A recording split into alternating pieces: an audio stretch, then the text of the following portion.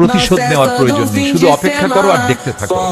তোমাকে যে ঠকিয়েছে, তোমাকে যে কষ্ট দিয়েছে, তোমার সাথে যে বিশ্বাসঘাতকতা করেছে, তোমাকে যে তিল তিল করে ধ্বংস করে দিয়েছে, তোমাকে যে পথে বসিয়ে দিয়েছে, তোমার চোখের পানি যে ঝরিয়েছে, তোমার রাতের বেলার বালিশ ভিজানোর কারণ যে হয়েছে, তাকে তোমার বদদোয়া দিতে হবে না, অভিশাপও দিতে হবে না, তার ধ্বংসও চাইতে হবে না। তুমি অপেক্ষা করো আর দেখো তোমার সামনেই সে ধ্বংস হবে। তুমি তো কান্না করেছো গোপনে, আর সে মানুষের সামনে কান্না করতে করতে নিজেকে শেষ করে দেবে, তারপরও মাসুল দিতে পারবে না অপরাধে। কাউকে কষ্ট দিয়ে, কাউকে ঠকিয়ে কেউ কোনোদিন ভালো থাকতে পারে না, কোনোদিন ভালো থাকতে পারবে না।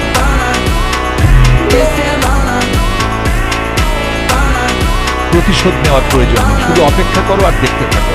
তোমাকে যে ঠকিয়েছে, তোমাকে যে কষ্ট দিয়েছে, তোমার সাথে যে বিশ্বাসঘাতকতা করেছে, তোমাকে যে তিল তিল করে ধ্বংস করে দিয়েছে, তোমাকে যে পথে বসিয়ে দিয়েছে, তোমার চোখের পানি যে ঝরিয়েছে, তোমার রাতের বেলার বালিশ ভিজানোর কারণ যে হয়েছে, তাকে তোমার বদদোয়া দিতে হবে না, অভিশাপও দিতে হবে না, তার ধ্বংসও চাইতে হবে না।